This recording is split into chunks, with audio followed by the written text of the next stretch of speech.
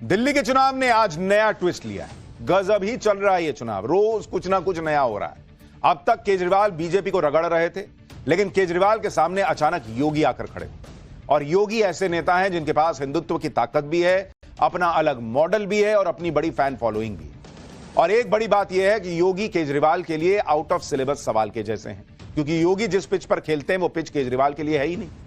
यही आज दिल्ली में एंट्री करके योगी आदित्यनाथ ने किया कि उन्होंने केजरीवाल को हिंदुत्व की पिच पर खींचकर लाने की पूरी कोशिश की। लेकिन केजरीवाल भी कम नहीं है, वो भी जानते हैं कि अगर योगी वर्सेस केजरीवाल हो गया तो फिर चुनाव कोई भी करवट ले सकता है।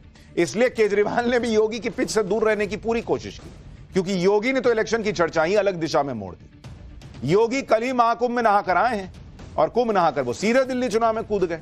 और दिल्ली में उतरते ही योगी ने केजरीवाल को हिंदुत्व पर दो बड़े चैलेंज दे दिए।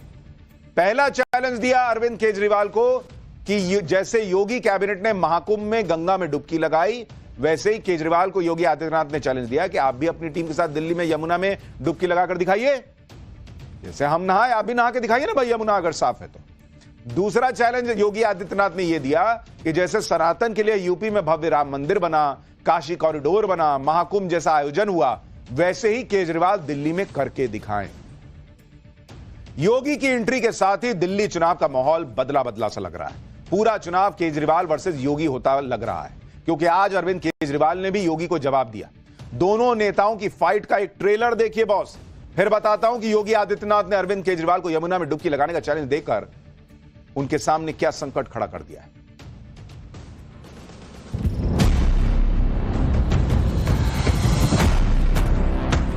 पावर कट, देश के किसी भी बड़े महानगर से, किसी भी नगर से ज्यादा पावर कट। मैं योगी जी से पूछना चाहता हूं, अभी मैंने इतनी सारी जनता से पूछा, जनता बता रही है कि दिल्ली में 24 घंटे बिजली आती है।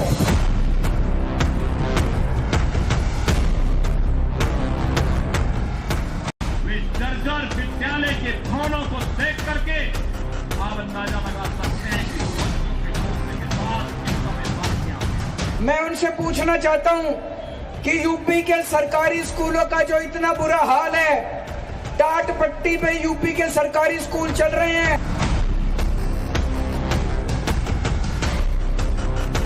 मेरी आप सबसे अपील है कि डबल इंजन सरकार से ही दिल्ली की कायाकल्प होगी। अगर कमल का बटन दबा दिया, 20,000 रुपए महीना कहां से लगा लाओगे?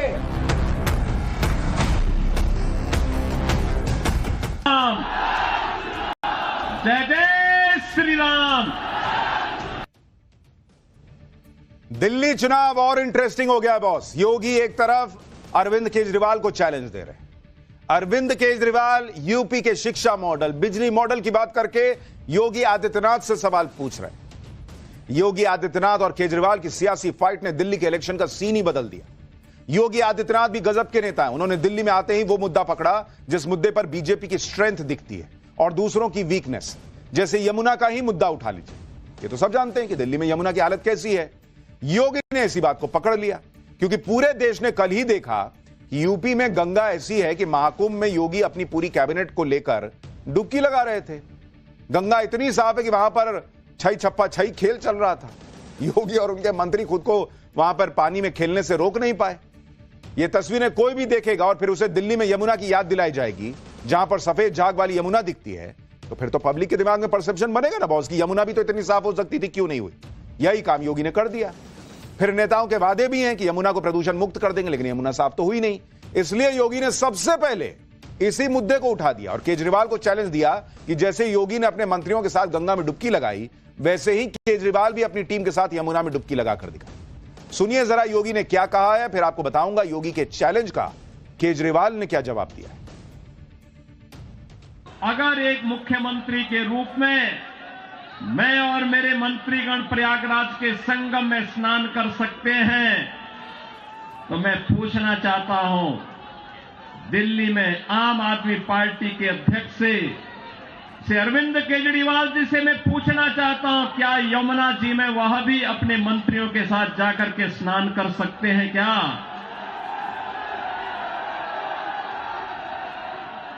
अगर उनमें नैतिक साहस है तो उनको इसका जवाब देना चाहिए।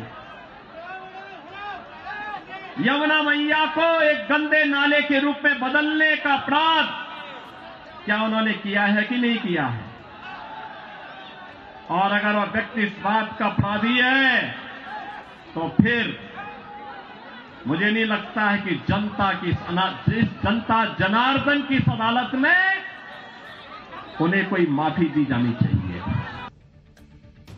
बॉस, योगी आदित्यनाथ जो कह रहे हैं उसका प्रभाव हिंदू वोटर पर तो पड़ेगा ही, लेकिन आप ये याद रखिए कि दिल्ली में पूर्वांचली वोटर बड़ी संख्या में, जो यूपी बिहार से लोग आकर रह रहे हैं, उनका कनेक्ट है योगी आदित्यनाथ की बाइट से, उनके बयान से।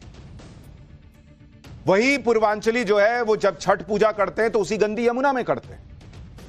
तो योगी आदित्यनाथ उस वोट बैंक को एक तरीके से टारगेट कर रहे हैं कि देखो तुम्हारी इतनी बड़ी पूजा है, उसमें क्या होता है, क्यों हिंदुओं के लिए यमुना मां जिसको कहते हैं उसको साफ नहीं कर पाए केजरीवाल।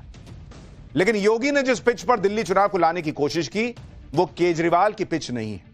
योगी सिर्फ यमुना की बात नहीं कर रहे हैं, बल्कि मंदिरों की बात भी कर रहे हैं, सनातन की बात भी कर रहे हैं, क्योंकि यूपी में तो मंदिरों का कायाकल्प सबने देखा है, भव्य राम मंदिर का निर्माण सबने देखा, काशी कॉरिडोर सबने देखा, वाराणसी से लेकर अयोध्या मथुरा तक सनातन पर जितना भी काम हो सकता है वो सब योगी ने किया। अभी महाकुंभ का आयोजन पूरा देश ही नहीं बल्कि पूरी दुनिया देख रही है। इसी पर योगी ने दिल्ली चुनाव में केजरीवाल को घेर लिया कि सनातन की जितनी सेवा यूपी में हुई, क्या वैसा कोई काम दिल्ली में हुआ? सुनिए सीएम योगी ने क्या कहा, फिर बताता हूं कि केजरीवाल ने हिंदुत्व और सनातन की पिच पर जो कुछ अब तक बैटिंग की है उसे भी योगी ने किस तरीके से टारगेट किया। मैं पूछना चाहता हूं अरविंद केजरीवाल जी से और उनकी पूरी टीम से, क्या किसी मंदिर के सुंदरीकरण की कार्य योजना को उन्होंने कभी आगे बढ़ाया? कभी बढ़ाया? मॉडल देखना हो तो आइए काशी में काशी विश्वनाथ धाम को देखिए। मॉडल देखना हो अयोध्या में श्री राम जन्मभूमि पर भगवान राम के भव्य मंदिर के मॉडल को देखो। मॉडल देखना हो तो प्रयागराज में आइए। प्रयागराज में महाकुंभ के आयोजन स्थल को देखो। आस्था का सम्मान ऐसे होता है। योगी मंदिरों की बात कर रहे हैं, यमुना में डुबकी लगाने का केजरीवाल को चैलेंज दे रहे हैं। केजरीवाल भी राजनीति के कच्चे खिलाड़ी नहीं है। उन्हें पता था कि दिल्ली चुनाव एक ना एक दिन हिंदुत्व और सनातन वाली पिच पर तो आएगा ही, इसलिए उन्होंने कुछ तैयारी पहले भी की थी। जैसे केजरीवाल ने ऐलान किया था कि अगर दोबारा आम आदमी पार्टी की सरकार बनी तो दिल्ली में सभी मंदिरों के पुजारियों को 18,000 रुपए महीना सैलरी दी जाएगी। इस ऐलान के बाद दिल्ली बीजेपी के मंदिर प्रकोष्ठ के कई नेता आम आदमी पार्टी में शामिल हो गए थे, लेकिन इस पर भी आज योगी ने क्लास लगा दी। योगी आदित्यनाथ ने कहा कि दिल्ली सरकार तो पहले से ही मुल्ला मौलवियों को वेतन देती थी, अब चुनाव आया तो पुजारियों को सैलरी देने की बात याद आई। योगी का पूरा बयान सुन लीजिए, फिर आपको बताएंगे कि हरियाणा महाराष्ट्र की तरह दिल्ली में भी कैसे बटेंगे तो कटेंगे के पोस्टर लग गए। इन्होंने यहां पे दिल्ली में भी घोषणा की कि मुल्ला और मौलवी को यहां पर पहले से ही ये लोग वेतन देते थे। आज दिल्ली की आर्थिक स्थिति इतनी बदहाल कर चुके हैं कि उनको भी कई महीनों का नहीं मिला, और जब वहां से हो हल्ला शुरू हुआ तो इन्होंने उसको डाइल्यूट करने के लिए कहा कि हम पुजारियों को भी देंगे। दिल्ली चुनाव में आज सिर्फ योगी आदित्यनाथ की एंट्री नहीं हुई, बल्कि योगी के सुपरहिट नारे बटोगे तो कटोगे की भी एंट्री हो गई। आज योगी आदित्यनाथ दिल्ली के करोल बाग में जिस चुनावी सभा को संबोधित करने पहुंचे, वहां बटोगे तो कटोगे के पोस्टर लगे हुए थे। योगी आदित्यनाथ के मंच पर भी बड़े बड़े अक्षरों में बटोगे तो कटोगे, एक है तो सेफ है, यह लिखा हुआ था। यह नारा सबसे पहले योगी आदित्यनाथ ने ही बांग्लादेश में हिंदुओं के खिलाफ हिंसा को लेकर दिया था, जो पहले हरियाणा फिर महाराष्ट्र चुनाव में सुपरहिट साबित हुआ। दोनों ही राज्यों में बीजेपी को जबरदस्त जीत हासिल हुई। अभी तक इस नारे का दिल्ली चुनाव प्रचार में कोई जिक्र नहीं था, लेकिन अब बीजेपी को उम्मीद है कि दिल्ली में भी बटोगे तो कटोगे का नारा डिसाइडिंग फैक्टर साबित हो सकता है। दिल्ली के चुनाव मैदान में उतरे सीएम योगी ने पहले हिंदुत्व के एजेंडे पर आम आदमी पार्टी को घेरा, फिर विकास के मॉडल पर केजरीवाल की घेराबंदी। केजरीवाल ने भी जवाब दिया, उस पर आऊंगा, लेकिन पहले योगी जी को सुनिए। योगी आदित्यनाथ ने बिजली के मुद्दे पर अरविंद केजरीवाल को घेरा, कहा यूपी में तो 24 घंटे सस्ती बिजली आती है, दिल्ली में तो बुरा हाल है। योगी के दावों और चैलेंज के बाद अरविंद केजरीवाल भी सामने आए। मजे की बात देखिए कि अरविंद केजरीवाल ने हिंदुत्व के मुद्दे पर तो योगी आदित्यनाथ को जवाब नहीं दिया, लेकिन विकास के मॉडल वाले चैलेंज पर खुलकर बोले। बिजली बिल पर योगी का वार और केजरीवाल का पलटवार दोनों सुनने लायक है। सुनिए। दिल्ली में पावर कट देश के किसी भी बड़े महानगर से, किसी भी नगर से ज्यादा पावर कट है। मैं कह सकता हूं उत्तर प्रदेश की आबादी 25 करोड़ की है। हर जिला मुख्यालय को 24 घंटे की बिजली आज के दिन पर हम दे रहे हैं और बिजली का पर यूनिट दाम उत्तर प्रदेश में एक सामान्य उपभोक्ता के लिए अगर है तो यह 3 से 3.5 रुपए है, इससे ज्यादा नहीं है। दिल्ली में यही 9 से लेके 10 रुपया है, यानी उत्तर प्रदेश से 3 गुना पैसा लेते हैं। मैं योगी जी से पूछना चाहता हूं, अभी मैंने इतनी सारी जनता से पूछा, जनता बता रही है कि दिल्ली में 24 घंटे बिजली आती है। हमारी दिल्ली में 10 साल से सरकार है, हमने दिल्ली में 10 साल तो क्या 5 साल में ही हमने 24 घंटे बिजली कर दी थी। मैं योगी जी से पूरी विनम्रता से पूछना चाहता हूं, उत्तर प्रदेश में कितने कितने घंटे के पावर कट लगते हैं, जरा बताएं हमको। वहां पे मेरे को पता चला नोएडा में 6-6 घंटे बिजली नहीं आती, लखनऊ में 8-8 घंटे बिजली नहीं आती। योगी का बिजली वाला चैलेंज हो या शिक्षा व्यवस्था पर योगी के वार पर पलटवार, जैसे ही बात दूसरे एजेंडे पर आई, अरविंद केजरीवाल अचानक से आक्रामक हो गए। योगी आदित्यनाथ ने यूपी के शिक्षण संस्थानों को दिल्ली से बेहतर बताया। अरविंद केजरीवाल ने यूपी के सरकारी स्कूलों की हालत पर योगी को घेर लिया। दोनों को सुनिए एक बार, यह भी सुनने लायक। उत्तर प्रदेश के शिक्षण संस्थानों को, उत्तर प्रदेश के मेडिकल कॉलेजेस को और दिल्ली के अंदर यहां की राज्य सरकार के द्वारा चलाए जाने वाले वे जर्जर विद्यालय के भवनों को देख करके आप अंदाजा लगा सकते हैं कि बच्चों के भविष्य के साथ इनका व्यवहार क्या है। लेकिन आज योगी आदित्यनाथ जी जब दिल्ली आए हैं, मैं उनसे पूछना चाहता हूं कि यूपी के सरकारी स्कूलों का जो इतना बुरा हाल है, टाट पट्टी पे यूपी के सरकारी स्कूल चल रहे हैं। 10 साल से उनकी सरकार है, वो अपने सरकारी स्कूलों को ठीक नहीं कर पाए। अगर उनको जरूरत है, हम दिल्ली से अपने शिक्षा मंत्री को भेज देंगे उत्तर प्रदेश, उनको भी सिखा देंगे कि सरकारी स्कूल कैसे ठीक किए जाते हैं। मैंने कहा ना, ये चुनाव अलग लेवल पे जा रहा है। योगी अपनी बात कह रहे हैं, केजरीवाल कह रहे हैं मैं दिल्ली से शिक्षा मंत्री भेज देता हूं, सिखाता हूं कैसे स्कूल बंद। दिल्ली के चुनाव में जनता को किसे वोट देना चाहिए, इस पर भी अरविंद केजरीवाल और योगी आदित्यनाथ भिड़ गए। योगी आदित्यनाथ डबल इंजन का मुद्दा ले आए, कहा कि इसी से दिल्ली का विकास होगा। जब केंद्र में बीजेपी है तो राज्य में भी बीजेपी रहे, जिससे तेजी से विकास होगा। इसके जवाब में अरविंद केजरीवाल डबल इंजन का अपना वर्जन ले आए। अरविंद केजरीवाल ने कह दिया कि दिल्ली में तो आम आदमी पार्टी की सरकार बन रही है, इसलिए और जिसकी सरकार बनेगी उसका विधायक होना चाहिए, वरना गड़बड़ हो जाएगी। एक बार सुनिए योगी आदित्यनाथ और अरविंद केजरीवाल को, फिर बताता हूं कि दिल्ली के चुनाव में योगी की बातों का कितना असर पड़ेगा। पब्लिक योगी वर्सेस केजरीवाल की लड़ाई पर नव भारत के कैमरे पर क्या रिएक्शन दे रही है, पब्लिक का रिएक्शन बताऊंगा। पहले दोनों को सुन लीजिए। मेरी आप सबसे अपील है कि डबल इंजन सरकार से ही दिल्ली की कायाकल्प होगी। दिल्ली के कूड़े से निजात पाएंगे, ये झूठ बोलने की एटीएम मशीन से मुक्ति पाएंगे, यमुना मैया की शुद्धि के अभियान में सहभागी बनेंगे। तो मेरे साथ बोलेंगे जय श्री राम, जय जय श्री राम। अब देखो जी, पूरी दिल्ली में एक बात तो पक्की है, आम आदमी पार्टी की सरकार बन रही है। सारे कह रहे हैं, बीजेपी वाले भी मान रहे हैं। बन रही है कि नहीं बन रही? एक ही बात है, कुछ लोग कह रहे हैं 2-4 सीटें ऊपर नीचे हो जाएंगी। एक चीज ध्यान रखना, जिसकी सरकार होती है उसी का एमएलए बनाना।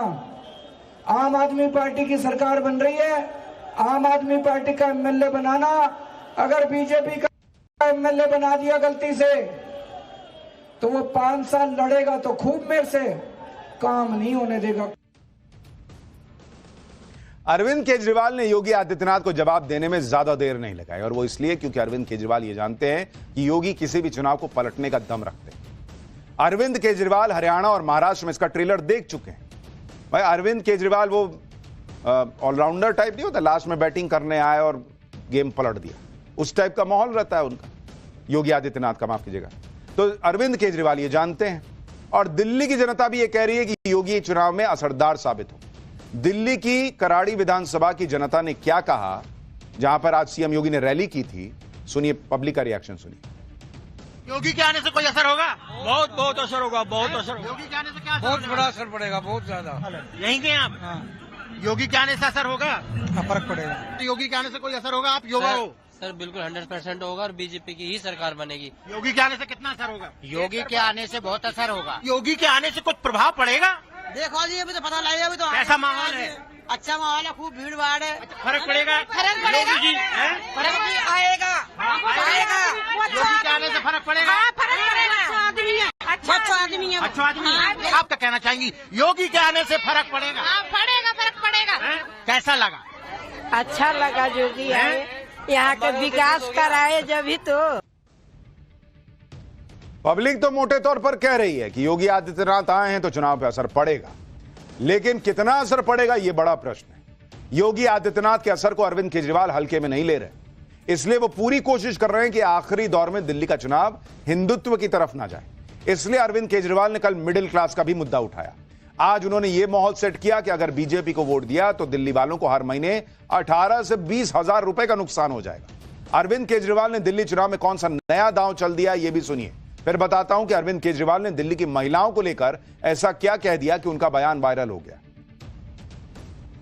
फिर मैं कह रहा हूं, गलत बटन मत दबा देना। गलत बटन दबा दिया, आपका महिला का बस का सफर भी बंद हो जाएगा। तो सोचो, अगर स्कूल बंद हो गए, सरकारी स्कूल, 10,000 रुपए महीना कम से कम चपत लग जाएगी।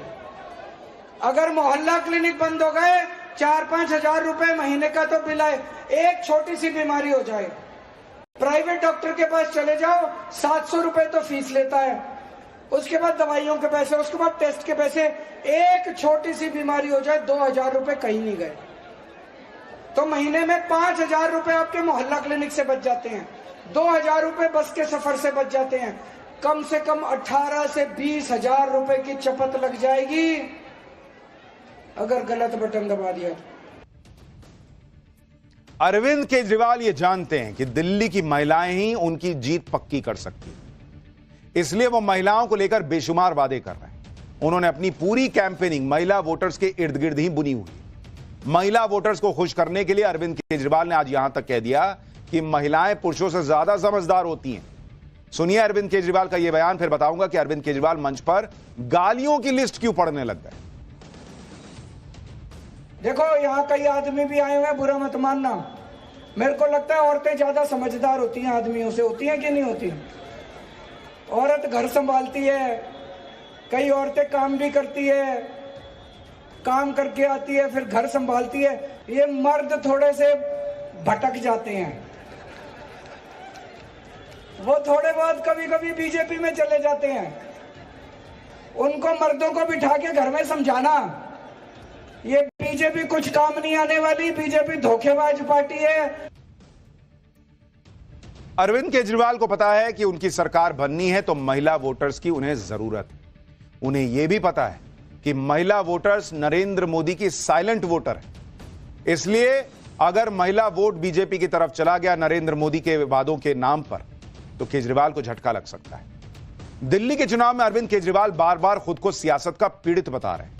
कभी कहते हैं बीजेपी उन्हें जेल भिजवा देती है, कभी कहते हैं बीजेपी वाले उन्हें गालियां देते हैं, गुंडागर्दी करते हैं। अरविंद केजरीवाल ने आज अचानक मंच पर एक लिस्ट निकाल दी, दावा किया कि बीजेपी वाले सुबह शाम उन्हें ऐसी भद्दी भद्दी गालियां देते हैं। सुनिए उन्होंने कौन सी लिस्ट पढ़ के सुनाई। इतने गंदी गंदी गालियां दी है, मैं आज लिस्ट लेके आया हूं सारी गालियों की। कहते हैं केजरीवाल आतंकवादी है, 100 कमीने मरे थे तब एक केजरीवाल पैदा हुआ था। केजरीवाल कमीना है, केजरीवाल घटिया है, केजरीवाल नवाब है, केजरीवाल घिनौना है, केजरीवाल पाकिस्तानी एजेंट है, केजरीवाल AK-49 है, केजरीवाल राक्षस है, केजरीवाल मायावी है, केजरीवाल नमक हराम है, केजरीवाल बेशरम है, केजरीवाल नमूना है। मैं बीजेपी वालों को कहता हूं केजरीवाल जैसा भी है दिल्ली वालों का बेटा है। बॉस, केजरीवाल को पॉलिटिक्स तो समझ आती है, इसमें कोई दो राय नहीं। कोई आदमी, कोई नेता आपने देखा होगा कि जिनको गालियां पड़ी हो वो गालियों की लिस्ट लेकर आए, बताए और मुझे क्या गालियां पड़ती हैं, और उन्होंने उसको ट्विस्ट कर दिया कि मैं तो दिल्ली वालों का बेटा हूं। तो मतलब गाली किसको पड़ी? दिल्ली के बेटे को। दिल्ली में केजरीवाल की पूरी कोशिश है कि चुनाव उनके मुद्दों के इर्द गिर्द चलता रहे, इसलिए वो लगातार कह रहे हैं कि काम तो दिल्ली में केजरीवाल ही कर रहे हैं। बीजेपी का सिर्फ एक काम है, केजरीवाल को गाली देना। केजरीवाल एक एक करके उन वोटर्स पर भी फोकस कर रहे हैं जिन वोटर्स को पाने के लिए केजरीवाल और बीजेपी के बीच भयंकर लड़ाई है। इनमें महिला वोटर, मिडिल क्लास वोटर शामिल। कल केजरीवाल ने मिडिल क्लास वोटर्स को लेकर कई बातें कही थी, आज वो युवा वोटर्स की बेरोजगारी की बात कर रहे हैं। सुनिए अरविंद केजरीवाल ने इस पर क्या कहा है, फिर बताता हूं दिल्ली में प्रचार के पहले ही दिन कैसे योगी ने ओवैसी के दंगा प्रेमी गैंग से हमदर्दी जो है उनकी, ओवैसी की, उस हमदर्दी के भी धागे खोल दिए। उस वक्त हम लोगों ने दिल्ली सरकार के माध्यम से कई सारे प्रयास करके 12 लाख बच्चों को रोजगार का इंतजाम किया था। आज पंजाब में हमारी सरकार है। पंजाब में मात्र 2 साल के अंदर हम 48,000 से ज्यादा बच्चों को सरकारी नौकरी दे चुके हैं और 3 लाख से ज्यादा बच्चों के लिए प्राइवेट में रोजगार का इंतजाम कर चुके हैं। तो हमें रोजगार देना आता है और हमारी नीयत भी साफ है। हमारे दिल में आपकी समस्या को लेके पीड़ा है, इसके ऊपर हम काम करेंगे, मिलके करेंगे। मैं अकेला नहीं कर सकता, मेरी टीम भी अकेले नहीं कर सकती। दिल्ली के 2 करोड़ लोगों के साथ मिलके, जैसे हमने अन्य क्षेत्रों में ऐतिहासिक काम किए, मुझे पूरी उम्मीद है अगले 5 साल के अंदर दिल्ली से बेरोजगारी दूर कर देंगे। जब सीएम योगी दिल्ली चुनाव की पिच पर हिंदुत्व और राष्ट्रवाद के चौके छक्के लगा रहे थे, तब खुद को मुसलमानों का इकलौता ठेकेदार समझने वाले असदुद्दीन ओवैसी सीधे शाहीन बाग से अपने मुस्लिम एजेंडे वाली पतंग उड़ा रहे थे। योगी आदित्यनाथ ने कल महाकुंभ में आस्था की डुबकी लगाने के बाद आज दिल्ली के चुनावी रण में ओपनिंग की, तो ओवैसी लखनऊ में जेपीसी से जुड़ी एक बैठक में हिस्सा लेने के बाद सीधे शाहीन बाग पहुंच गए। योगी और ओवैसी दोनों ही अपने अपने अंदाज में सियासी समीकरण सेट कर रहे थे।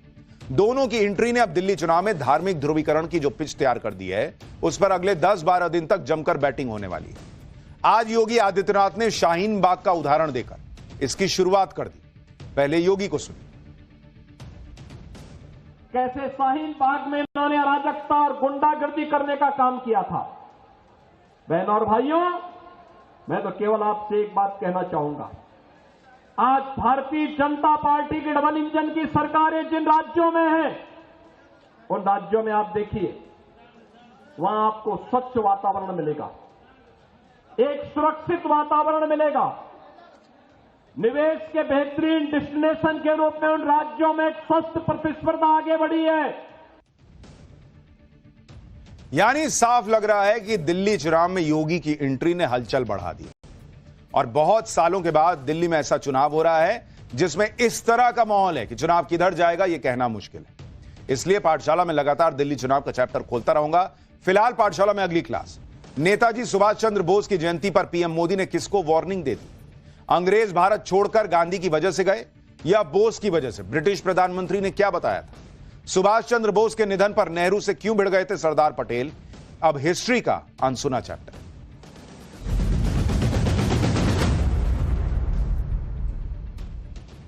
देश को आजादी दिलाने में बहुत सारे लोगों का योगदान था। आजादी पर किसी एक नेता या परिवार का कॉपीराइट नहीं है। हजारों लाखों आजादी के मतवालों ने बलिदान दिया, तब जाकर भारत को स्वतंत्रता मिली। आजादी के नायकों में नेताजी सुभाष चंद्र बोस का नाम बहुत ऊपर आता है। आज नेताजी सुभाष चंद्र बोस की जयंती है। 23 जनवरी 1897 को ओडिशा के कटक में नेताजी का जन्म हुआ था। नेताजी सुभाष चंद्र बोस का मानना था कि अंग्रेजों से आजादी मांगने से न मिलने वाली बॉस, और इसलिए नेताजी ने आजाद हिंद फौज बनाई। वो आजादी मांगना नहीं, अंग्रेजों को भारत से भगाकर आजादी हासिल करना चाहते थे। तुम मुझे खून दो, मैं तुम्हें आजादी दूंगा, यह नारा नेताजी ने इसी मकसद को पूरा करने के लिए दिया था। नेताजी सुभाष चंद्र बोस का जीवन आज तक हालांकि रहस्य बना हुआ है। सुभाष चंद्र बोस के महात्मा गांधी और नेहरू के साथ संबंधों को लेकर भी चर्चा होती है। सुभाष चंद्र बोस का निधन कब हुआ, क्या वो आज भी जीवित हैं, इस तरह की चर्चाएं भी होती रहती हैं।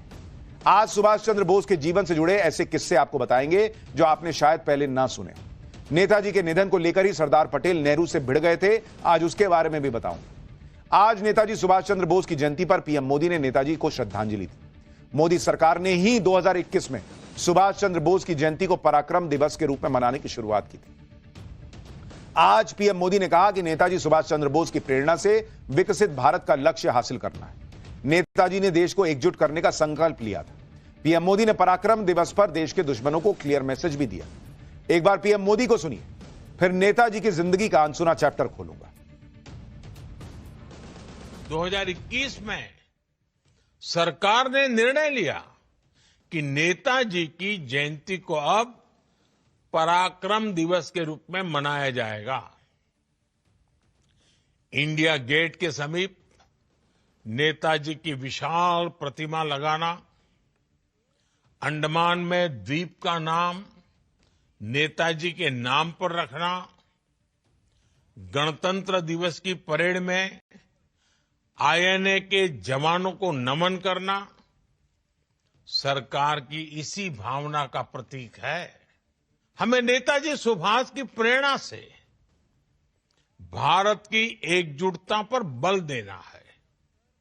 हमें उन लोगों से भी सतर्क रहना है जो देश को कमजोर करना चाहते हैं, जो देश की एकता को तोड़ना चाहते हैं।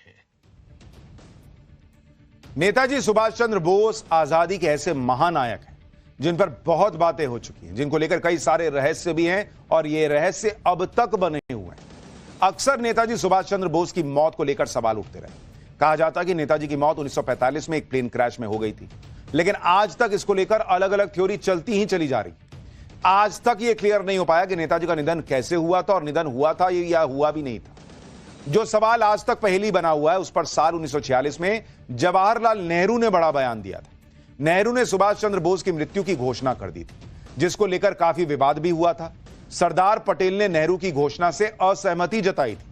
नेताजी सुभाष चंद्र बोस की मौत को लेकर आई एक नई किताब द बोस डिसेप्शन के लेखक अनुज धर और चंद्रचूड़ घोष ने किताब में लिखा है कि 12 अक्टूबर 1946 को नेहरू ने बयान दिया कि सुभाष चंद्र बोस की मृत्यु ताइवान के ताइपेई में हो चुकी है। सरदार पटेल ने नेहरू के बयान से असहमति जताई, जिसके बारे में अनुज धर और चंद्रचूड़ घोष ने अपनी किताब द बोस डिसेप्शन में लिखा कि सरदार पटेल ने नेहरू के बयान पर कहा कि सरकार इस बारे में कोई आधिकारिक बयान देने की स्थिति में नहीं है कि सुभाष चंद्र बोस जीवित हैं या नहीं है। अब सवाल यह है कि जब सरकार स्थिति में नहीं थी कि आधिकारिक घोषणा कर सके तो नेहरू जी को इतनी हड़बड़ी क्या थी। यानी उस समय नेहरू जी के मुताबिक नेताजी का निधन हो चुका था और सरदार पटेल का कहना था कि इस बारे में अभी कुछ क्लियर है ही नहीं, तो बयान कैसे दे रही है सरकार। सरदार पटेल का मानना था कि जब कोई जानकारी नहीं है तो इस तरह का बयान नहीं देना चाहिए, लेकिन नेहरू ने दे दिया कि नेताजी नहीं रहे। बात सिर्फ नेताजी सुभाष चंद्र बोस के निधन की घोषणा की नहीं थी। नेहरू ने यह तक कह दिया भाई कि ताइपेई में नेताजी की मृत्यु हो चुकी है। अगर जवाहरलाल नेहरू को भरोसा था कि ताइपेई में ही नेताजी का निधन हो चुका है तो ताइपेई में किसी को भेजकर जांच कराने लेनी चाहिए थी। उस समय नेहरू देश के प्रधानमंत्री थे, लेकिन नेहरू सरकार ने जांच रोकने की भरसक कोशिश की। अनुज धर और चंद्रचूड़ घोष ने अपनी किताब द बोस डिसेप्शन में लिखा कि नेहरू सरकार ने ताइपेई में जांच रोकने के लिए सारे प्रयास किए जहां कथित तौर पर नेताजी की मृत्यु हुई थी। डीक्लासिफाइड रिकॉर्ड्स के मुताबिक नेहरू और उनके अधिकारियों का मानना था कि इस जांच में ताइवान की सरकार सहयोग नहीं करेगी और जांच में रुकावट डालने की कोशिश करेगी। अरे भाई, करेगी क्या होता है, जांच करवाते तो पहले। हालांकि नेहरू से लेकर मनमोहन सिंह के दौर तक जितनी बार भी जांच की गई, हर बार ताइवान ने सहयोग किया, लेकिन इनको पहले ही लग गया था कि नहीं करेगी। अब आप खुद सोचिए कि नेताजी को लेकर उस समय की नेहरू सरकार किस तरह से काम कर रही है। ये सारी बातें रिकॉर्ड में है, लेकिन इसकी चर्चा बहुत कम होती है। नेताजी सुभाष चंद्र बोस को लेकर कांग्रेस नेताओं का नजरिया नेहरू से लेकर इंदिरा गांधी तक अलग ही था। नेहरू ने नेताजी की मृत्यु की घोषणा की थी, लेकिन मृत्यु की जांच नहीं करवाई। दूसरी तरफ इंदिरा गांधी के दौर में तो नेताजी का नकली डेथ सर्टिफिकेट तक जारी कर दिया गया था। अनुज धर और चंद्रचूड़ घोष ने अपनी किताब द बोस डिसेप्शन में लिखा कि 1988 में इंदिरा गांधी के पूर्व सलाहकार ने सुभाष चंद्र बोस का नकली डेथ सर्टिफिकेट सर्कुलेट करवा दिया। यह नकली डेथ सर्टिफिकेट एक जापानी डॉक्टर से बनवाया गया था, जिसके बारे में दावा किया गया कि उसने ताइवान में घायल नेताजी का इलाज किया था। यानी एक तरफ नेताजी सुभाष चंद्र बोस जीवित हैं, नहीं हैं, इस पर रहस्य बना हुआ था, और दूसरी तरफ नेताजी का फर्जी डेथ सर्टिफिकेट घुमाया जा रहा था। एक यह भी धारणा है कि जवाहरलाल नेहरू को सुभाष चंद्र बोस से राजनीतिक तौर पर डर लगता था। सुभाष चंद्र बोस की लोकप्रियता से नेहरू आशंकित रहते थे कि कहीं बोस उनको गद्दी से हटाकर प्रधानमंत्री न बन जाए। नेहरू और सुभाष चंद्र बोस के संबंध कैसे थे, इसके बारे में बहुत कुछ लिखा गया है। नेताजी खुद नेहरू के बारे में क्या सोचते थे, इसके बारे में एक पत्र से पता चलता है। यह चिट्ठी 14 अप्रैल 1939 को सुभाष चंद्र बोस ने अपने भतीजे को लिखी थी। इस पत्र में नेताजी लिखते हैं कि संकट के समय में पंडित नेहरू से ज्यादा और किसी ने मुझे और हमारे लक्ष्य को नुकसान नहीं पहुंचाया। मेरे खिलाफ उनके यानी नेहरू के खुले दुष्प्रचार ने मुझे उन 12 दिग्गजों की हरकतों से ज्यादा नुकसान पहुंचाया। यह लेटर भी पब्लिक डोमेन में है, कोई भी इसे पढ़ सकता है। भाई नेताजी भी तो देश को आजाद कराने के लिए काम कर रहे थे ना, और वही लिख रहे हैं कि नेहरू मुझे जो है नुकसान पहुंचा रहे हैं। यानी नेताजी जनता के सामने भले नेहरू के बारे में कुछ नहीं बोलते थे, लेकिन अपने परिवार के साथ कम्युनिकेशन में नेताजी खुलकर अपनी मन की बात कहते थे। नेहरू को लेकर सुभाष चंद्र बोस जो सोचते थे उसकी वजह भी। सुभाष चंद्र बोस शायद इकलौते स्वतंत्रता सेनानी हैं जिनकी आजादी के बाद जासूसी तक करवाई गई, और इसका खुलासा तब हुआ जब मोदी सरकार 2015 में सुभाष चंद्र बोस से जुड़ी फाइलों को सार्वजनिक करने पर आई। साल 2016 में पीएम मोदी ने इन फाइलों का डिजिटल वर्जन लॉन्च किया। इन फाइलों को उससे पहले क्लासिफाइड कैटेगरी में रखा गया था। जब फाइलें सामने आई तो खुलासा हुआ कि साल 1948 से 1968 तक सुभाष चंद्र बोस के परिवार की जासूसी हुई थी बॉस। यानी 20 साल तक सरकारी इंटेलिजेंस ऑफिसर उनके परिवार की निगरानी करते रहे। उन 20 सालों में तो 16 साल तक जवाहरलाल नेहरू प्रधानमंत्री थे और इंटेलिजेंस ब्यूरो नेहरू जी के अंडर आता था। जब नेहरू जी ने कह ही दिया था कि सुभाष चंद्र बोस मर गए हैं, तो परिवार की जासूसी किस बात की हो रही थी बॉस? नेताजी सुभाष चंद्र बोस से जुड़ी सीक्रेट फाइल में कोलकाता में नेताजी के 2 घरों का जिक्र था। एक वुडबर्न पार्क वाला घर और दूसरा 38/2 एल्गिन रोड वाला घर। सुभाष चंद्र बोस की जासूसी ब्रिटिश शासनकाल में शुरू हुई। आजादी मिलने के बाद भी उनके परिवार के लोगों की जासूसी रुकी नहीं। आजाद भारत में सुभाष चंद्र बोस का और उनके परिवार की खुफिया निगरानी होती थी, और यह सब हो रहा था नेहरू के प्रधानमंत्री रहते हुए। सुभाष चंद्र बोस से जुड़ी फाइलों के मुताबिक 1948 से 1968 तक जब नेताजी के परिवार के सदस्य भारत या विदेश में कहीं जाते थे तो खुफिया अधिकारी उनका पीछा करते थे। नेताजी के परिवार के लोग किससे मिल रहे थे, क्या बातचीत होती थी, सब रिकॉर्ड किया जाता था। आईबी ने नेताजी के भतीजों शिशिर कुमार बोस और अमीयनाथ बोस पर कड़ी निगरानी रखी हुई। इंटेलिजेंस ब्यूरो के अधिकारी नेताजी के परिवार के सदस्यों की चिट्ठी को हूबहू कॉपी कर सीक्रेट फाइल में रखते थे। आईबी एजेंट बोस परिवार की गतिविधियों के बारे में आईबी हेडक्वार्टर, जिसे उस वक्त सिक्योरिटी कंट्रोल कहा जाता था, वहां फोन करके सारी जानकारी देते थे कि परिवार किससे मिल रहा है, क्या हो रहा है। उस वक्त सुभाष चंद्र बोस के परिवार की जासूसी क्यों की जा रही थी, इसका जिक्र किसी दस्तावेज में नहीं है। अगर यह जासूसी ब्रिटिश हुकूमत के दौरान शुरू हुई थी तो नेहरू जी को इसे रोक देना चाहिए था, लेकिन ऐसा क्यों नहीं हुआ? 16 साल तक नेहरू जी पीएम पद पर रहे और जासूसी चलती रही। क्या नेहरू जी को डर था कि अगर सुभाष चंद्र बोस भारत लौट आए तो उनकी गद्दी पर खतरा हो सकता है, इसलिए जासूसी हो रही है क्या? यह सवाल जरूर पूछा जाएगा। सुभाष चंद्र बोस और महात्मा गांधी के संबंधों के बारे में भी आपको बताता हूं। 1938 में सुभाष चंद्र बोस कांग्रेस के हरिपुरा अधिवेशन में कांग्रेस अध्यक्ष चुने गए। कांग्रेस अध्यक्ष बनने के बाद सुभाष चंद्र बोस ने कई बदलाव किए। हिंडोल सेन गुप्ता ने अपनी किताब the man who saved India में लिखा है कि ब्रिटेन को लेकर सुभाष चंद्र बोस की रणनीति बिल्कुल क्लियर थी। वो ब्रिटिश सरकार के खिलाफ आंदोलन को और आक्रामक बनाने के पक्ष में थे, लेकिन महात्मा गांधी सुभाष चंद्र बोस के तरीकों से सहमत नहीं थे। 1939 में कांग्रेस अध्यक्ष पद के लिए चुनाव होना था। इस बार भी सुभाष चंद्र बोस कांग्रेस अध्यक्ष पद के लिए दावेदारी पेश कर रहे थे, लेकिन महात्मा गांधी नहीं चाहते थे कि सुभाष चंद्र बोस फिर से कांग्रेस अध्यक्ष बने। महात्मा गांधी मौलाना अबुल कलाम आजाद को अध्यक्ष बनाना चाहते थे। हिंडोल सेन गुप्ता अपनी किताब में लिखते हैं कि मौलाना अबुल कलाम आजाद ने कांग्रेस अध्यक्ष का चुनाव लड़ने से मना कर दिया, जिसके बाद महात्मा गांधी ने पट्टाभी सीतारमैया को अध्यक्ष पद का उम्मीदवार चुना। 29 जनवरी 1939 को कांग्रेस अध्यक्ष पद के लिए चुनाव हुआ, जिसमें नेताजी सुभाष चंद्र बोस को 1580 वोट मिले और पट्टाभी सीतारमैया को 1377 वोट मिले। सुभाष चंद्र बोस 203 वोट से चुनाव जीत गए। चुनाव के नतीजों के बाद महात्मा गांधी ने कहा था कि मुझे उनकी यानी सुभाष चंद्र बोस की जीत से खुशी है, और चूंकि मौलाना आजाद के नाम वापस लेने के बाद मैंने ही पट्टाभी को चुनाव से पीछे नहीं हटने को कहा था, लिहाजा उनकी हार उनसे ज्यादा मेरी हार। गांधी जी के इस बयान के बाद कांग्रेस में अजीब स्थिति हो गई। सुभाष चंद्र बोस को भी यह लगने लगा कि उनको कांग्रेस से वो सहयोग नहीं मिल रहा था जैसा वो चाह रहे थे। इसी को देखते हुए साल 1939 में ही सुभाष चंद्र बोस ने कांग्रेस अध्यक्ष पद से इस्तीफा दे दिया। लेकिन कई लोगों को लगता है कि गांधी जी को यह कहने की क्या जरूरत थी कि ये मेरी हार है। ये तो एक तरीके से इमोशनली लोगों को आपने जो है वो उसमें फंसा दिया कि भाई तुमने मुझे हराया। यह सब हुआ था नेताजी सुभाष चंद्र बोस के साथ। उनकी मृत्यु की घोषणा से लेकर जासूसी तक उस दौर में सुभाष चंद्र बोस के साथ क्या क्या नहीं हुआ बॉस।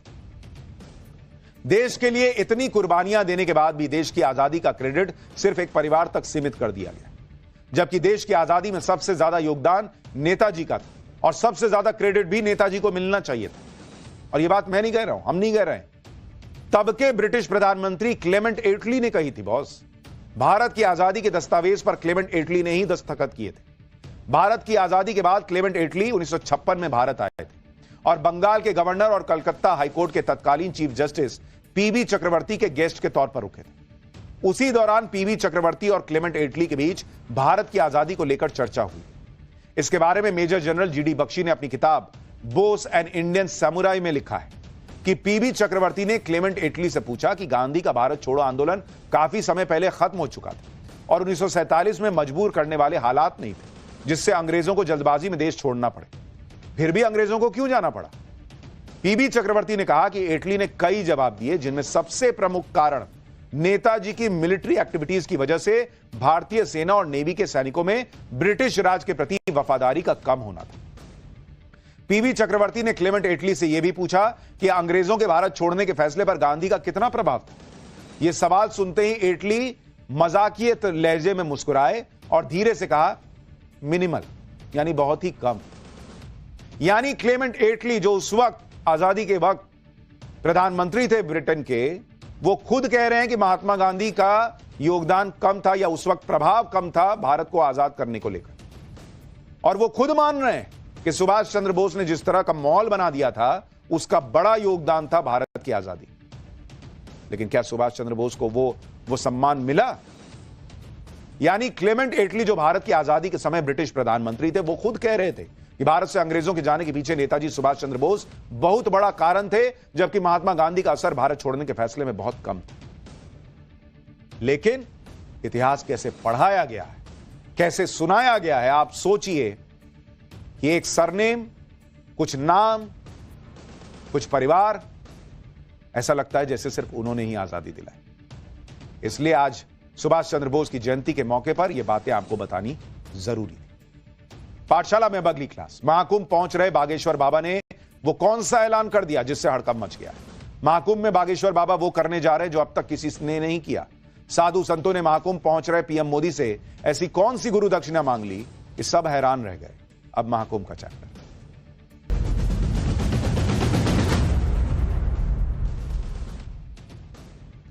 पूरे देश में महाकुंभ की चर्चा हो रही है, जिसे देखो वही महाकुंभ की बात कर रहा है। कोई महाकुंभ जा रहा है, कोई महाकुंभ जाकर लौट रहा है, लेकिन लोगों के मन में सवाल है कि बॉस बाबा बागेश्वर कहां है?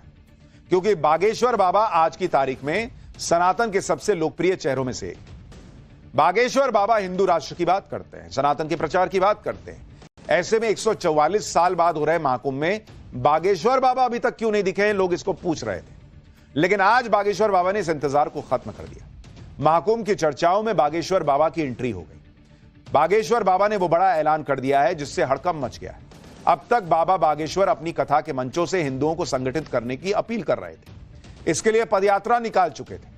लेकिन अब बाबा बागेश्वर ने इसके लिए सनातनियों की आस्था के सबसे बड़े मंच को चुन लिया है, और वो मंच है महाकुंभ का। महाकुंभ में बाबा बागेश्वर के पूरे शेड्यूल के बारे में आपको आगे बताऊंगा। साथ ही यह भी बताऊंगा कि महाकुंभ में पहुंचे साधु संतों ने महाकुंभ में पहुंच रहे पीएम मोदी से गुरु दक्षिणा में क्या मांग लिया है।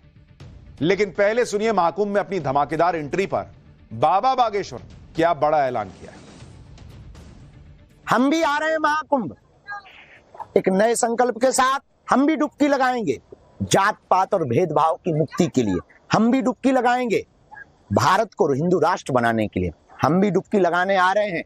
हिंदू जगाओ, हिंदुस्तान बचाओ।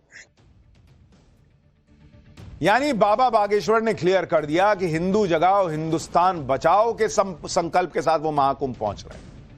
बाबा बागेश्वर 25 जनवरी को प्रयागराज में चिदानंद मुनि श्री के परमार्थ निकेतन आश्रम में पहुंचेंगे। 27, 28 और 29 जनवरी को बाबा बागेश्वर महाकुंभ में हनुमंत कथा करने वाले हैं। 30 जनवरी को बाबा बागेश्वर संत महासम्मेलन में भी हिस्सा लेंगे। बाबा बागेश्वर ने खुद अपने महाकुंभ आने की जानकारी श्रद्धालुओं को दी है और बताया है कि 29 जनवरी यानी मौनी अमावस्या को होने वाले अमृत स्नान में वो संगम में आस्था की डुबकी लगाएंगे। सुनिए एक बार। महाकुंभ सनातन पर विचार के लिए रखा जाए। कुंभ का आयोजन सनातन पर विचार के लिए रखा जाता है। सनातन को बचाएं कैसे, हिंदुत्व का प्रचार कैसे हो, हिंदू राष्ट्र कैसे बने और कौन असली है कौन नकली है, इस पर भी बात हो। हमारे सनातन धर्म में क्या कुरीतियां हैं, इन पर भी बात हो। इसलिए पूरे भारत के योगी, जपी, तपी, ऋषि, मुनि, साधु, सन्यासी वहां पहुंचे। उनके चरणों में हम प्रणाम करके महाकुंभ संकल्प है अपनी सनातन को बचाने के लिए, सनातन को बढ़ाने के लिए, हिंदुत्व को जगाने के लिए, हिंदुस्तान को बचाने के लिए, पूरे विश्व में शांति के लिए, इसी ध्येय के साथ हम जा रहे हैं संतों को प्रणाम करने और 3 दिन तक सुनाएंगे कथा। 27, 28 और 29 तारीख को। 29 तारीख को है शाही स्नान, वहां करेंगे स्नान। महापुरुषों के चरणों में लौट करके करेंगे प्रार्थना कि जितने महाकुंभ में आए हैं तो अगर वही हिंदू राष्ट्र का संकल्प ले लें तो भारत हिंदू राष्ट्र बनते देर नहीं लगेगी। महाकुंभ चलिए एक बार अपनी संस्कृति को देखने के लिए, चित्र के लिए नहीं, चरित्र के लिए, रील के लिए नहीं, रियल के लिए। बॉस बाबा बागेश्वर क्लियर बोलते, उनका विजन क्लियर है कि वो महाकुंभ में सिर्फ डुबकी लगाने नहीं जा रहे बल्कि हिंदू राष्ट्र के लिए लोगों को जगाने जा रहे हैं, सनातन के लिए लोगों को जगाने जा रहे हैं, रील के लिए नहीं रियल के लिए जा रहे हैं। बागेश्वर बाबा सिर्फ महाकुंभ में पहुंच ही नहीं रहे बल्कि वो ये भी कह रहे हैं कि महाकुंभ ऐसी जगह है जहां हिंदू समाज एकजुट दिख रहा है। हिंदुओं को एकजुट करना ही बागेश्वर बाबा का लक्ष्य है। यानी बागेश्वर बाबा कोई मौका नहीं छोड़ रहे कि कैसे हिंदुओं को एक किया जाए, चाहे महाकुंभ में जाकर हो, चाहे पदयात्रा करके हो, चाहे अपनी कथाओं के जरिए हो।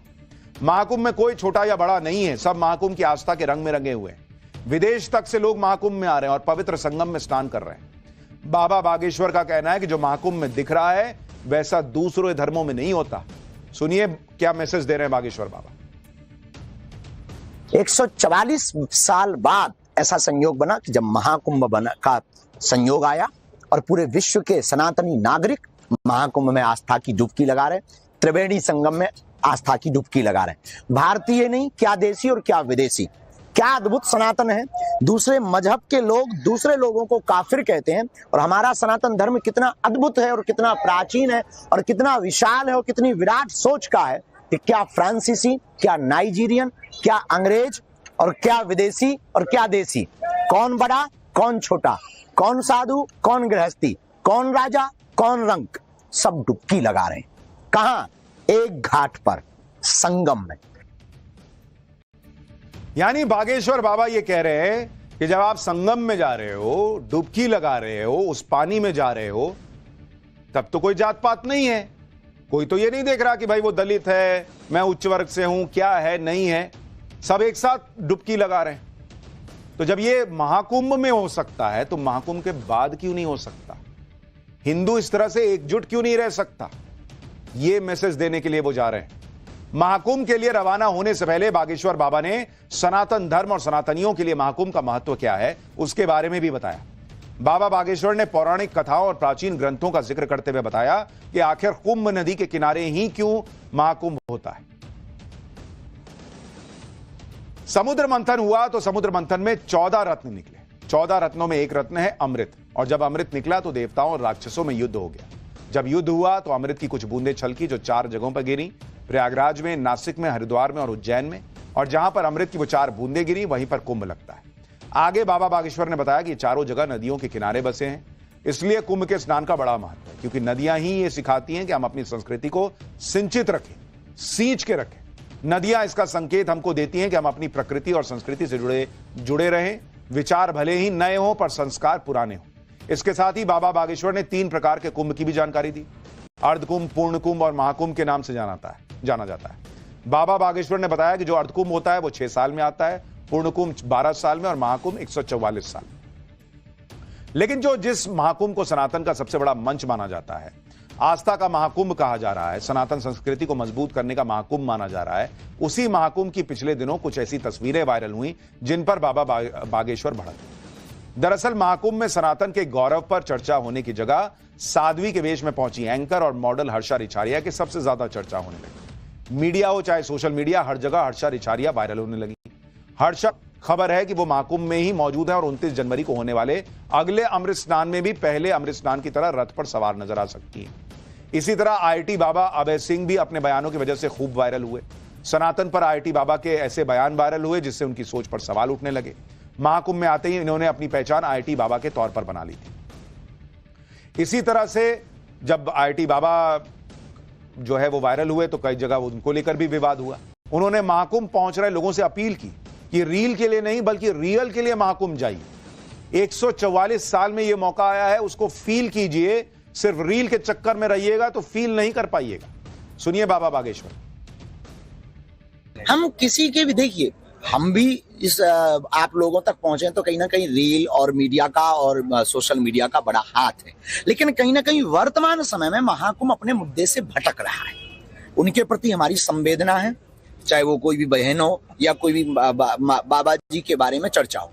महाकुंभ इस बात के लिए लगाया गया कि हमारी संस्कृति का प्रचार हो, हमारे सनातन का प्रचार हो। और भी तो साधु संत हैं, केवल वही युवतियों पर क्यों महाकुंभ की रील टिकी हुई है, वही बाबा पर क्यों टिकी हुई है? वहां रिसर्च का केंद्र है बहुत बड़ा।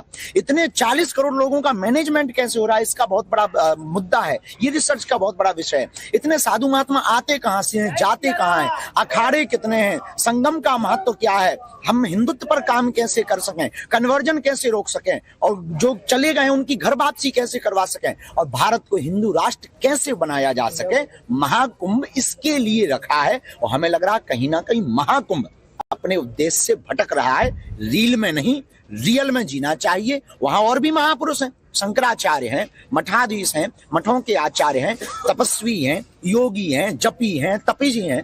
इसलिए हम कहते हैं कि जिंदगी में रील में नहीं, रियल में जीना चाहिए। इसलिए हमने कमेंट किया, पर उन बच्चियों पे कमेंट नहीं है, उन लोगों पे कमेंट नहीं। उनकी कोई गलती नहीं। उनकी क्या गलती है? विचारों की गलती उनकी है जो महाकुंभ के उद्देश्यों को भटका रहे।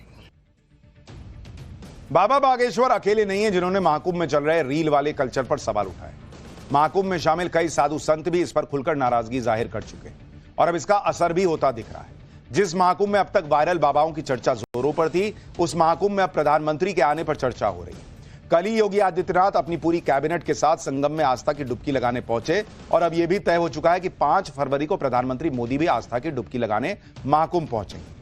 पीएम मोदी के महाकुंभ पहुंचने पर पूरी दुनिया के साथ ही महाकुंभ में मौजूद साधु संतों के भी नजर टिकी हुई।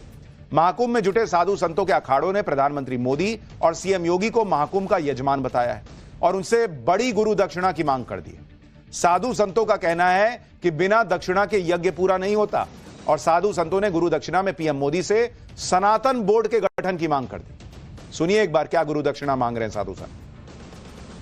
हमको देश के यशस्वी प्रधानमंत्री माननीय नरेंद्र मोदी जी, उत्तर प्रदेश के यशस्वी मुख्यमंत्री योगी आदित्यनाथ जी से 2 दक्षिणा चाहिए। सनातन बोर्ड हमको मिले लेकिन वक्फ बोर्ड खत्म हो। जब तक वक्फ बोर्ड खत्म नहीं होगा तब तक समस्या बनी रहेगी। क्योंकि हमारे साथ आपको मैं निवेदन करना चाहता हूं, हमसे भूमि ली, हमारे मंदिर तोड़े, बहुत कुछ हुआ, तब इस देश में किसी को तकलीफ नहीं हुई, किसी के पेट में दर्द नहीं हुआ। और आज जब हम सनातन की बात करते हैं तो लोगों के पेट में दर्द होता है।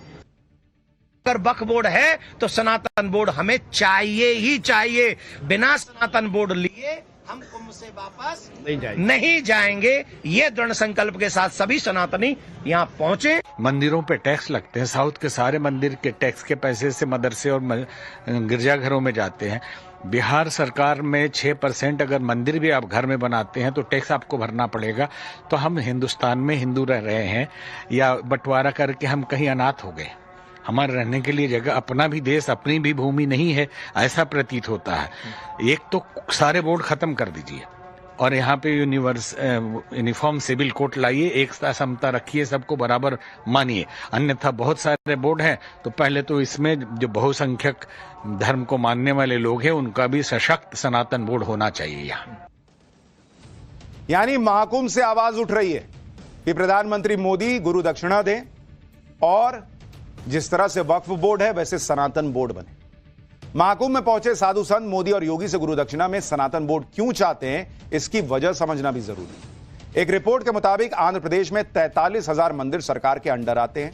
उन मंदिरों की संपत्ति से जो कमाई होती है, उन मंदिरों को जो दान मिलता है, उसका सिर्फ 18% हिस्सा ही मंदिरों पर खर्च होता है। बाकी 82% रकम कहां जाती है, इसका कोई हिसाब नहीं। बात सिर्फ आंध्र प्रदेश की नहीं है, देश के 15 राज्यों में करीब 4 लाख मंदिरों पर डायरेक्ट या इनडायरेक्ट तौर पर सरकार का कंट्रोल है। ये वो मंदिर हैं जिनकी कमाई लाखों करोड़ों में। सनातन बोर्ड की मांग इसलिए भी उठ रही है क्योंकि प्रयागराज में जिस जगह पर महाकुंभ हो रहा है उसकी जमीन पर भी वक्फ बोर्ड के नाम पर दावा ठोकने की कोशिश हो चुकी है। सुनिए सनातन बोर्ड की मांग पर आध्यात्मिक गुरु देवकीनंदन ठाकुर क्या कह रहे हैं। सनातन बोर्ड का मतलब है जो आध्यात्मिक प्लेसेज हैं, हम उन पे जो, और वो भी मंदिर वो जो सरकार के अंडर है। दूसरी बात आपने कहा कि वक्फ बोर्ड ने सनातन की किसी जगह को लिया। देखिए सनातन बोर्ड ये कार्य करेगा, किसी की 1 इंच जगह लेगा नहीं और सनातनियों की 1 इंच छोड़ेगा नहीं। अगर कोई सनातनियों की जगह पे, मंदिर की जगह पे, किसी गौशाला की जगह पे कहीं भी कोई दावा ठोकेगा तो सनातन बोर्ड उसे ठोकेगा। यानी सनातन बोर्ड की मांग अब बहुत तेजी से आगे बढ़ रही है। तो स्वागत है। वैसे तो हमारे देश में ऐसे धन कुबेरों की कोई कमी नहीं है जिन्होंने करप्शन करके इतना पैसा कमा लिया कि जिसका कोई हिसाब ही नहीं है। बिहार के बेतिया में ऐसे ही एक सरकारी बाबू के घर पर विजिलेंस विभाग ने रेड मारी। इसके बाद घर से नोटों के बंडल निकलने शुरू हो गए। निकले तो निकलते चले गए। आप तस्वीर देखिए बॉस, जिसमें नोटों का अंबार लगा हुआ है। 500 नोटों की गड्डियों में इतना कैश निकला कि गिनते गिनते अधिकारियों के पसीने छूट गए। पूरे बिस्तर पे गड्डियां बिछी हुई हैं, मतलब आदमी चाहे तो गद्दा बना के सो सकता है। आखिरकार हार कर नोट गिनने वाली मशीन मंगवानी पड़ी कि इतना नहीं गिन पाएंगे, लाओ मशीन लाओ। खबर है कि करोड़ों रुपए का कैश गिना जा चुका है, अभी भी गिना जा रहा है। अब बताइए इतना नोट निकल रहा है। ये घर और ये कैश दोनों ही बेतिया में जिला शिक्षा अधिकारी यानी डीईओ रजनीकांत प्रवीण के हैं, जो बेतिया में 3 साल से नौकरी कर रहे थे। कहा जा रहा है कि डीओ साहब ने करप्शन का कैश छिपाने के लिए अलग से घर किराए पर लिया हुआ था। घर में करप्शन के कैश को डबल बेड में छिपा कर रखा गया था। अब तक करोड़ों का कैश तो मिल चुका है। ज्वेलरी समेत करोड़ों की संपत्ति के दस्तावेज भी मिले। लोग कहते थे पढ़ोगे लिखोगे तभी तो पैसा कमाओगे। यहां पढ़ाई लिखाई के काम में लगे हुए लोग, अधिकारी लोग इतना पैसा कमा रहे हैं।